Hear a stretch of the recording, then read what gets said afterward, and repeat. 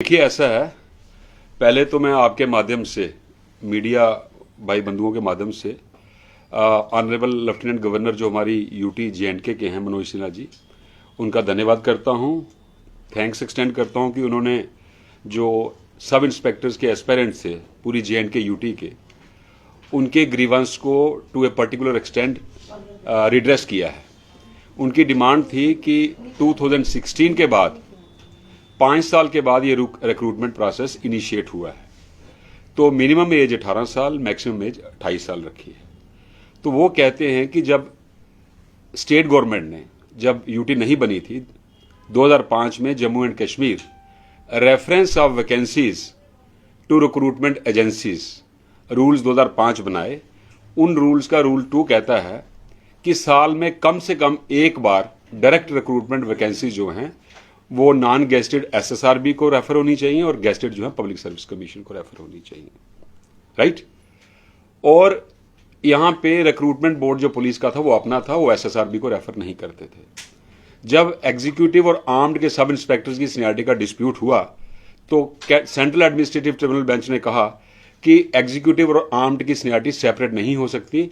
उसको मद्देनजर रखते हुए मैं एक बार फिर थैंक्स एक्सटेंड करता हूं, धन्यवाद एक्सटेंड करता हूं honourable lieutenant governor Manoj Sinha ji का। उन्होंने रूल्स अमेंड किए और उसमें कहा कि सब इंस्पेक्टर्स की वैकेंसी चाहे वो किसी भी विंग की होंगी, वो रिक्रूटमेंट बोर्ड पुलिस का नहीं करेगा, वो एसएसआरबी करेगा। साथ में ही ये चाहिए था कि वहां 18 से जो एज रखी थी मिनिमम, उसको मिनिमम 21 करना चाहिए था, इनको 31 या 32 करना चाहिए था मैक्सिमम को।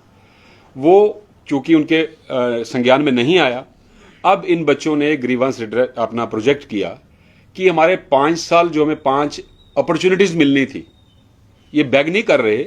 ये रूल्स जो बने हैं statutory rule under the constitution, जो हमारी जे&के का कॉन्स्टिट्यूशन था उसके अंडर ये रूल बने हैं। ये इनका स्टैट्यूटरी राइट था कि हमें 5 चांसेस 5 साल में मिलते। ये ग्रीवेंस इन्होंने प्रोजेक्ट किया, मेरे पास भी आए, आपने भी उनकी ग्रीवेंस को आगे हाईलाइट किया और एलजी साहब ने उनको 2 साल की रिलैक्सेशन दी, हालांकि बनती 5 साल की थी। मैं एक बात बता दूं, ये जो डिसीजन है अभी ये फॉर्मल डिसीजन नहीं हुआ, ये एलजी साहब की एक कमिटमेंट है। अभी डिसीजन होना है, फॉर्मल अमेंडमेंट होनी है, एसआरओ निकलना है। तो मैं आपके माध्यम से ये कहता हूं कि एलजी साहब को रिक्वेस्ट करता हूं, चूंकि अभी टाइम है, अभी 2 साल जिनको एक्सटेंशन मिली है उनके लिए भी रूल्स अभी निकलने हैं। तो रूल्स निकालने से पहले जो ये बच्चे जो 33 साल की एज के लिए, मैक्सिमम एज के लिए रिक्वेस्ट कर रहे हैं, ये इनका ग्रीवेंस इसी एक्शन में रिड्रेस कर दिया जाए। उसका कारण मैं बताता हूं। जब इन्होंने एजिटेट किया ये इकट्ठे थे, 5 साल की रिलैक्सेशन मांग रहे थे। अब 5 की जगह 2 दे दी। जो मेन इसको प्रोजेक्ट कर रहे थे वो 30 से ऊपर हैं, वो बेचारे बाहर रह गए। मैं ये भी कहता हूं कि जिनको 2 साल मिली उनका भी राइट था, जिनको 3 साल जो मांग रहे हैं उनका भी राइट है। तो ये डिसीजन जो है, this amounts to creating class within the class. ये पहले एक क्लास थी जो अपना ग्रीवेंस प्रोजेक्ट कर रही थी कि 5 साल का हमें रिलैक्सेशन मिलनी चाहिए। अब 2 साल की दी, एक क्लास में से एक और क्लास कार्व आउट की गई, तो ये भी डिस्क्रिमिनेशन है। तो ये मैं फिर कह रहा हूं कि ये बैग नहीं कर रहे, ये अंडर लॉ अपना राइट मांग रहे हैं। और ये जो हर साल वैकेंसीज रेफर करने का कानून सिर्फ 2005 के रूल्स में नहीं है, ये महाराजा के टाइम पुलिस एक्ट बना था 1927 में। पुलिस एक्ट के अंडर 1960 में पुलिस रूल्स बने थे। अब 61 साल हो गए हैं पुलिस रूल्स बने हुए, तो कम से कम उन पे तो रिव्यू होना चाहिए। 18 की जगह 21 और 28 की जगह 31 या 32 होनी चाहिए, ताकि इनका राइट जो है वो इंटैक्ट रहे। 18 साल में कौन सा बच्चा ग्रेजुएशन कर रहा है, मुझे ये बताइए। कांस्टेबल की भी 18 से 28 और सब इंस्पेक्टर की भी 18 से 28। कांस्टेबल की एजुकेशनल रिक्वायरमेंट है 10th, सब इंस्पेक्टर्स की ग्रेजुएशन।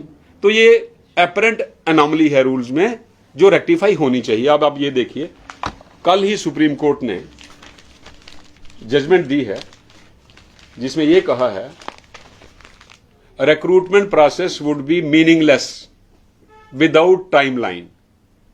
मतलब within specific time recruitment process complete होना चाहिए। और जो हमारे रूल्स 2005 के कहते हैं कि आपको जनवरी में ये वैकेंसीज हर साल एसएसआरबी को रेफर करनी है और विद इन 10 मंथ्स और 11 मंथ्स वो प्रोसेस कंप्लीट होना चाहिए। अब सब इंस्पेक्टर्स की रिक्रूटमेंट कब हुई?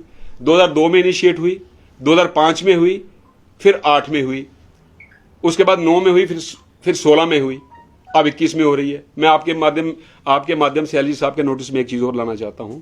2002 में जो सब इंस्पेक्टर की सिलेक्शन हुई, सब इंस्पेक्टर की पोस्ट है स्टेट कॉर्डर, इसका पूरी स्टेट को एक यूनिट मान के एक मेरिट लिस्ट बनती है, लेकिन तब इन्होंने कश्मीर की अलग मेरिट लिस्ट बनाई, जम्मू की अलग बनाई।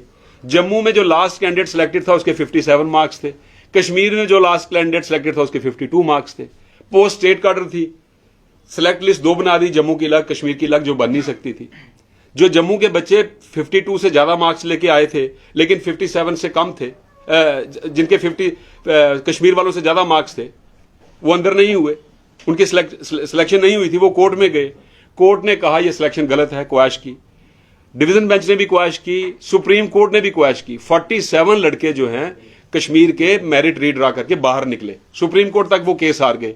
लेकिन तब की गवर्नमेंट ने एडवोकेट जनरल के थ्रू सुप्रीम कोर्ट में एक स्टेटमेंट दी कि इन बच्चों ने नौकरी कर लिया, अब इनको रख लेंगे और जिन्होंने इनके खिलाफ केस किया उनको भी लगा देंगे। अगर आप उन 47 बच्चों को रख सकते हैं जो सुप्रीम कोर्ट तक हार गए केस, तो ये बच्चे सिर्फ जम्मू का हक नहीं मांग रहे, ये 33 साल मांग रहे हैं जिसमें पूरी JNK यूटी के बच्चे होंगे, तो इनका तो ग्रीवेंस रिड्रेस होना चाहिए। तो मैं आपके माध्यम से लेफ्टिनेंट गवर्नर साहब को पहले तो एक धन्यवाद करता हूं कि उन्होंने 2 साल की रिलैक्सेशन दी, लेकिन थोड़ी और मैग्नानिमिटी बता के रूल्स के मुताबिक, कानून के मुताबिक जो इनका हक बनता है वो इनको रेस्टोर किया जाए, और जो मैक्सिमम एज 30 है उसको बढ़ा के 1 टाइम एक्सेप्शन या रिलैक्सेशन 33 ईयर्स की जाए, ताकि इन बच्चों का ग्रीवेंस रिड्रेस हो जाए। और इसका एक फायदा क्या होगा? ये फायदा सिर्फ JNK यूटी के बच्चों को नहीं होगा, ये स्टेट गवर्नमेंट को होगा, पुलिस फोर्स को होगा। क्यों? जितना ज्यादा कंपटीशन होगा इतने ज्यादा बेटर मेरिटोरियस बच्चे सिलेक्शन में आएंगे।